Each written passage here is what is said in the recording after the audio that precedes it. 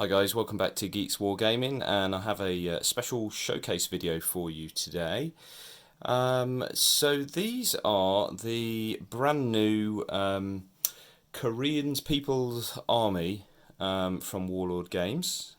We were very kindly supplied these by Darren. We recently went to the Warlord Open Day, and he gave us these to sort of show you guys on the channel. So that's exactly what I'm doing. So I've been frantically over the past sort of 2 or 3 weeks painting these up. This isn't all I've got. There is actually another squad, another sort of rifle squad, which I'll be working on. However, I wanted to get this video up and ready for you now because these guys are available from today, I believe. So you can pick these up, and if you pick them up quick enough, Warlord are having a launch day at their head office in Nottingham on the 24th of August. So if you get your paintbrushes out quick enough, you might be able to paint some of these guys up like I have, and go and take them and play on that day. So I think that's what I'm planning on doing.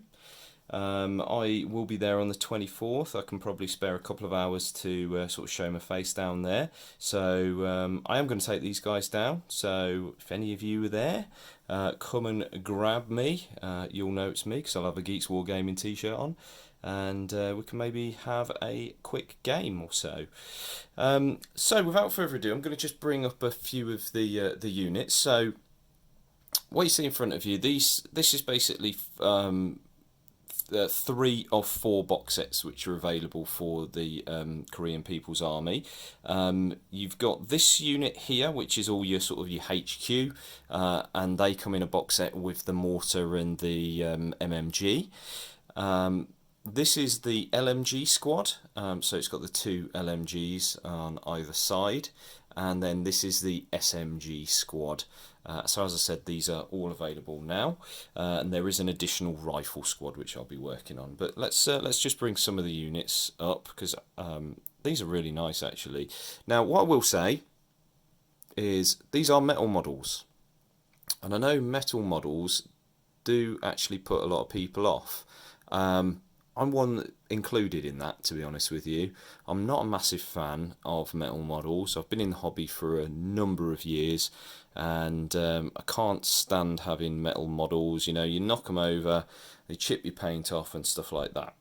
However, with my experience in this hobby, I don't really have that much of an issue with chipping paint anymore, and there is an easy key to making that not happen, and that is clean the models thoroughly before you put any paint on them with soap and water. Then make sure you rinse them and dry them off thoroughly.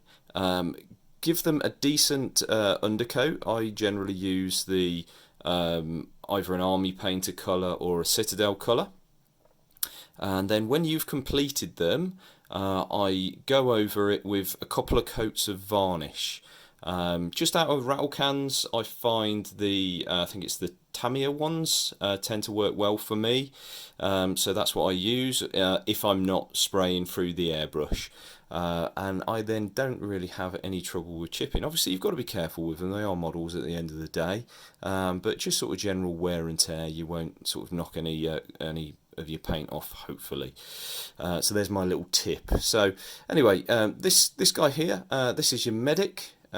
So no gun on him, and then now I haven't got the book yet, so I'm not 100% sure about these two, but I presume the guy in the fancier looking uniform, he's probably going to be something like a general, and this guy will be something like a lieutenant, I'm guessing. So comments down below if you know exactly what this is, but I've basically followed the painting scheme that was on the artwork on the boxes, and I've done some Google searching and, you know, all the usual stuff that we do to try and get the colours right.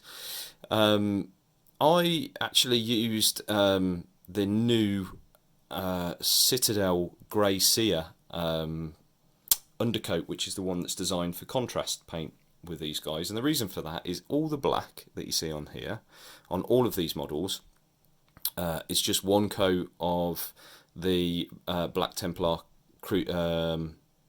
Black Templar contrast colour, and it covers really well, and it picks out some of the edges for the highlighting, so you haven't actually got to go back and do it, and it finishes with quite a matte finish, so it looks quite nice.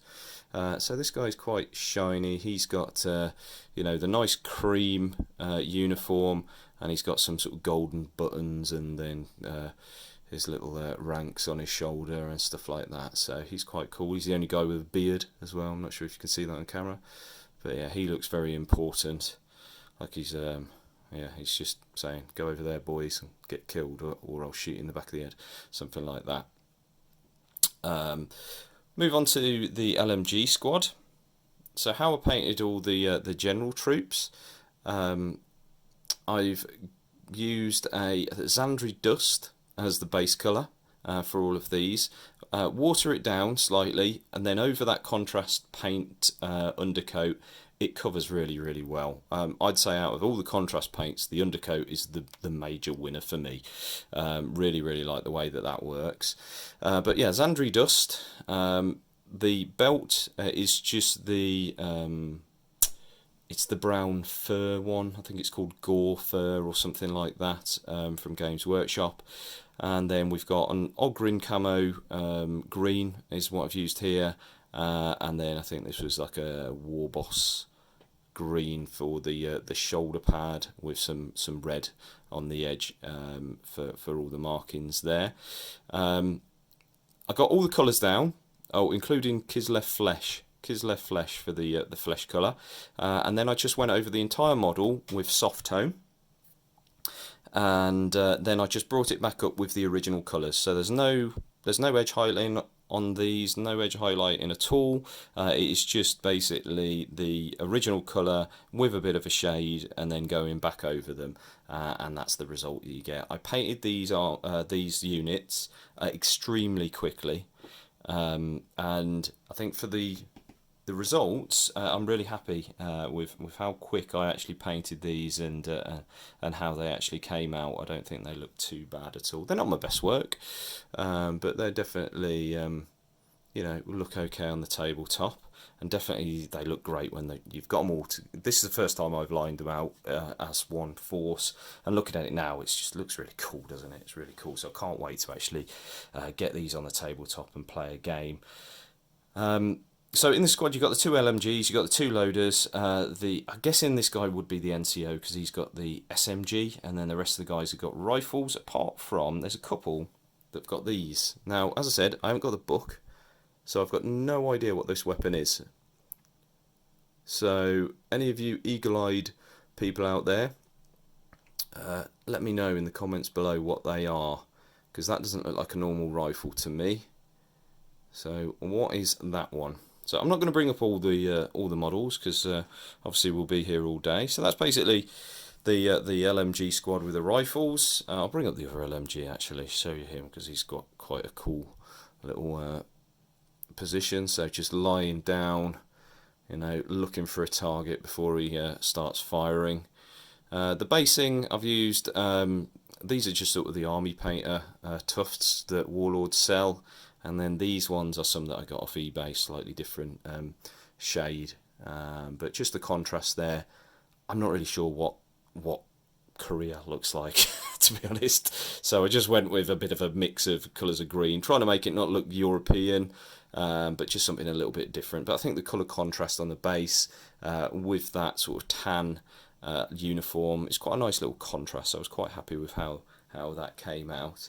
I know in the Korean War, I knew absolutely nothing about the Korean War until I started doing these. So obviously I've been listening to a few documentaries just to sort of, you know, let me know if I'm painting things correctly and the units are right, and, you know, all that type of thing, and just to get my head around it a bit. So I know that it sort of started, and it was, you know, in the summer, and then it went through into the winter, and, you know, so that Warlord are going to be releasing some of the winter pattern. I think at the point of this video going live, there are also British summer uniform, which look almost sort of Australian.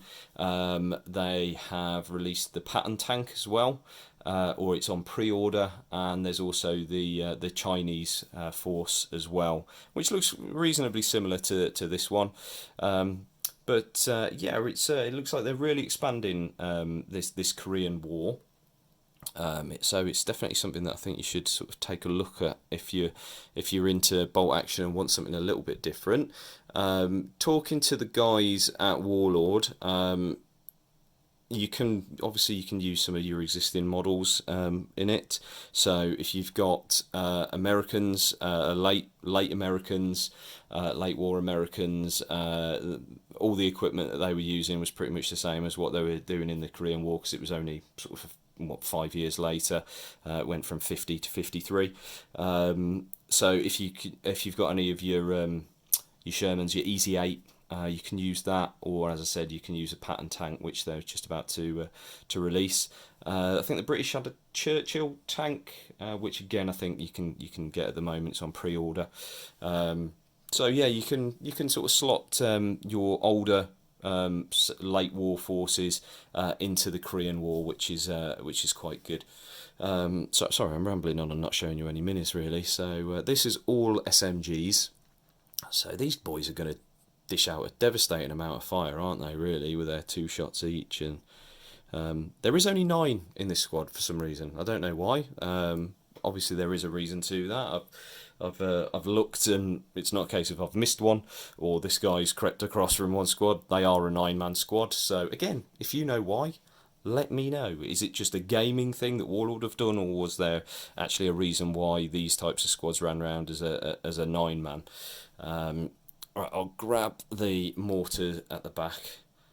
It's really cool. I really like this little unit here. So you got the mortar, you got the loader, and a little helper there, and guy not liking the noise very much. But again, I'm quite happy with how the basins come out there. Looks quite nice. One thing with metal miniatures is they come obviously at the base of their... let me see if I can grab one just quick. Here you go. Here's one. So this obviously isn't a Korean guy. This is a German that I got from the Warlord Open Day. They do come with this chunky bit of metal on the bottom. Now, I'm in two minds of what to do with metal miniatures for this. Sometimes I cut them off. However, when you've got guys that are posed kneeling, like this one, I'm holding his head, sometimes it's quite hard to actually cut it off without actually cutting off his feet or something like that. So what I decided to do with these guys is I actually put them on the base. Again, let me see if I can get one. No, I haven't got one handy. But with the rim of the base, I glue these obviously in the middle, and then I get milliput, and I just build up milliput round the edges, and then I use, for the mud effect, I use sterling mud, which is a Games Workshop product. And that just gives you the sort of, see if I can see it on, let's grab this one because I haven't brought this one up yet. But it just gives you this sort of textured effect. It's a really, really good paint. I use all my basing across all of the different gaming systems that I play. I use sterling mud or sterling quagmire or whatever it's called. I think there's a couple of different versions of it, but they're all essentially the same, just a different thickness of the mud. So I use that, and then, like I say, just the tufts on there, nothing else on that at all. So yeah, but by building up the milliput, you don't have to use a ton of the paint to build up the bulk. With the paint, you can do it with milliput instead. So there you go. So that's the Force, guys. Hopefully you liked it. I really enjoyed painting this. As I said, I can't believe how quickly I painted these. I think I painted everything that you see in front of you in 2 weeks, which is pretty quick for me, considering I do work full time and I've got family. So it was, just in the evenings when I was painting this. So I'd say there's probably, I don't know, 25 hours in total for all of this. And from what I understand, this is going to be a decent amount of points. So, you bulk it out with the other infantry unit and maybe a tank. Have got a T-34 on the way, because the Koreans use the T-34s. Then I think once I've got that painted up, this this force is pretty much done. As you know, all of the forces that we use for bolt action, they're all sort of studio armies, so you know, me and Richard will both be using this. But yeah, as I said, really enjoyed painting these guys up. Really want to get them on the table. Look at the rules as well, see if there's anything sort of really special about the Korean force. Like we've got with some of the other forces from the Second World War. I'd like to see what they've done with the Koreans. But let me know what you think down below, guys. Is the Korean War something that you are considering getting into? Is it a period that you're interested in? It's definitely something that I'm interested in now, and I've been doing a lot more research, watching loads of YouTube videos just to get my head around it, because it was absolutely brutal conflict. So definitely go and watch some documentaries on it if that's all you do, because like I say, it's really interesting period of time. It's sort of probably the start of the Cold War, really. Anyway, I'm rambling again. So thanks for watching, guys. Remember to subscribe if you haven't already done so, and drop us a like on the video, and bang a comment down below. Let me know what you think of this, or you know, anything else that you think I should add, or you know, whatever. So thanks for watching, and I'll see you in the next one.